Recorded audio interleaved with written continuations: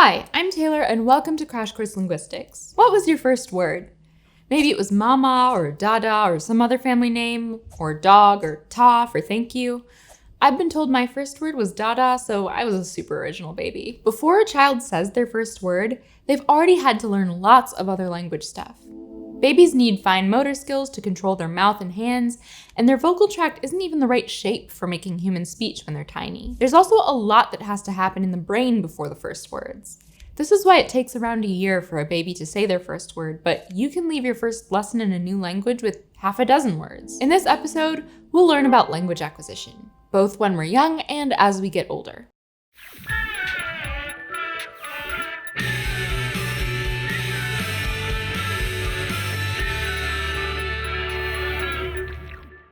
Learning a language isn't like learning that the moon orbits the Earth. One fact and you're done. Instead, it's many tasks across all levels of language. Phonology, morphology, syntax, semantics, and so much more. There's a long-standing distinction in the research between the study of child language acquisition and adult language acquisition. Some linguists think that these happen by entirely different processes, and some think that they're almost the same process with some tweaks. We'll learn about both. Let's start in the womb. By 30 weeks in the womb, you can feel physical sound waves through the amniotic fluid. It's a bit like listening to the radio with your head underwater, picking up the overall intonation rather than specific words. Shortly after birth, babies are more interested in language sounds than non-language sounds. They also pay more attention to the voice of the person who gestated them and people who speak the same language than to other voices and languages. Not long after that, babies with signed language around them pay more attention to signs. Babies are great at tuning into language. Of course, we can't ask a baby, hey, what do you think about these two words? Instead, studies of infants make use of one simple fact. Babies pay a bit more attention when they notice something new. We can tell if a baby is paying attention using a method called High-Amplitude Sucking.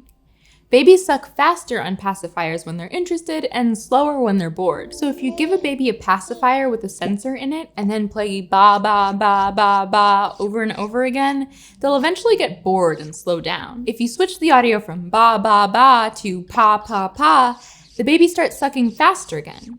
That's how we know they can hear a difference between those two sounds. They've learned phonemes. Also, if a baby has typical hearing, they can distinguish between any two sounds that are relevant for any spoken language, up until about 6 to 12 months. Around that age, babies lose the ability to distinguish between sounds that aren't relevant for any languages they're exposed to, which helps them pay attention only to the parts that are important. After babies begin to figure out how their hands and mouths work, they start babbling.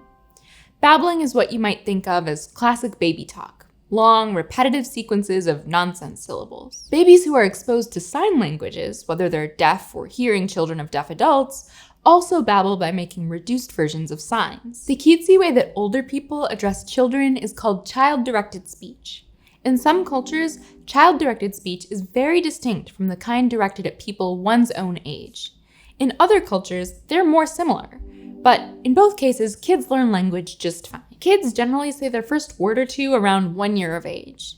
There's a lot of variation in this age though, and it depends on how eager the adults are. Easy syllables like mama, nana, baba, papa, dada, and tata are names for family members in many unrelated languages, suggesting that a lot of people want their baby's babbles to be meaningful. Even if you're more cautious, however, eventually toddlers are definitely in the one-word phase. When a child systematically uses one word plus one gesture, such as grabbing and saying cookie to indicate they want a cookie, it means they're almost in the two-word phase, where they'll say want cookie. These milestones might not get the spotlight on social media, but they mark real progress in language acquisition. Let's visit the thought bubble to see some more language learning in action. Are you ready to do a linguistics experiment? Okay, this is a wug. Now, there's another one. There are two of them. There are two. If you said wugs, congratulations. You're doing as well as a toddler acquiring English. Before the wug test was introduced, many researchers hypothesized that children learn language by mimicking the people around them. And it's true that input is important. But wugs are imaginary creatures that children have never encountered before, and yet they still know how to form the plural of them. This shows that kids must have figured out generalizations or rules about how language works without ever being taught them.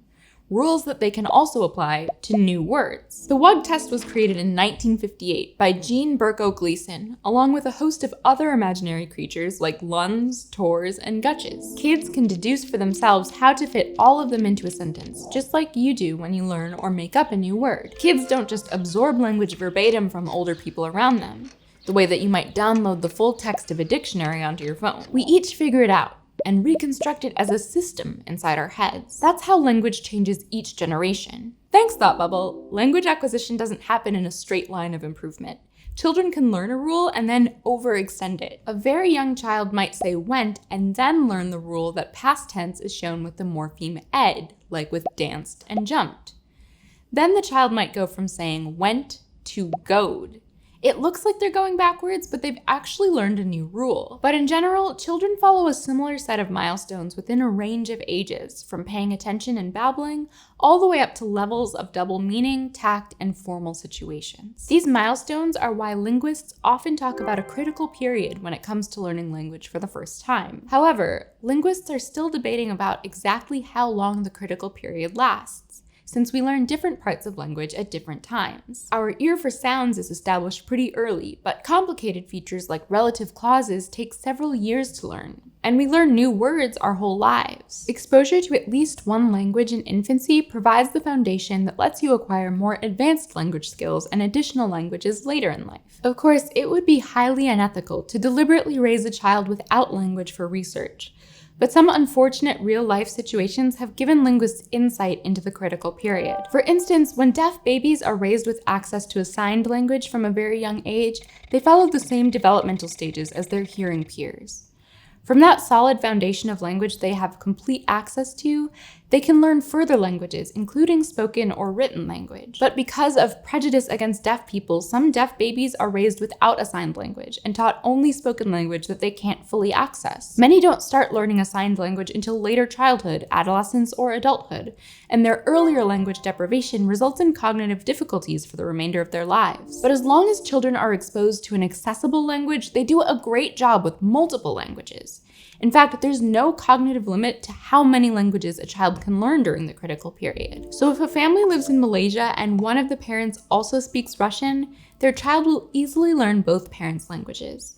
And if they move to Mexico when she's in preschool, she'll pick up Spanish too. The situation is more varied when it comes to learning additional languages at later ages. On the one hand, we can learn a second, third, or more languages by scaffolding off of languages we already know.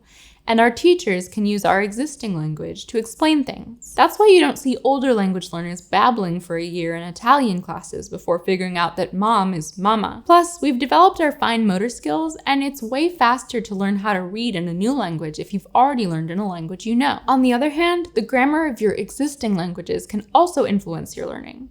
If you're an English speaker learning to say purple rabbit in Italian, you might have a tough time remembering that in Italian it's rabbit purple. When your existing language skills influence the learning process in a new language, this is known as language transfer. And babies are lucky. They just get to lie around all day and learn language and have other people take care of them. As we get older, we have other priorities. So, like with any skill, we're going to learn different amounts depending on how much time we spend practicing. Luckily, there are some things that help adult language learners. The first is motivation to want to learn the language. The second is that it fits with your larger identity and goals. You might really want to learn Japanese to watch your favorite anime, but never make it through an exercise workbook. If your teacher gave you anime translation exercises, your motivation and goals would line up more and make you way more likely to finish the class. There are many different ways to learn a language. Learning one language at home and a second through formal schooling is a path that's overrepresented in the research, but actually an anomaly, both in the world today and across human history. Instead, many people start learning another language in mid to late childhood or adolescence outside of formal schooling. People who learn and retain multiple languages are bi or multilingual. Some people use different languages in different domains, like at home versus at work, or with friends versus in public. In fact, they might end up with domain-specific vocabulary words that they only know in one language. Maybe you're multilingual, but you can only read one of the languages you speak, or maybe you grew up with a language that you understand, but you can't speak easily, which is known as receptive bi or multilingualism. In contrast, other multilingual people might be around others with the same set of languages and constantly mix and move between them, which is a type of code switching. Just as there are many languages in the world, there are many ways to be multilingual. One of those ways involves knowing a heritage language, which is a broad term for any language that you have a family connection to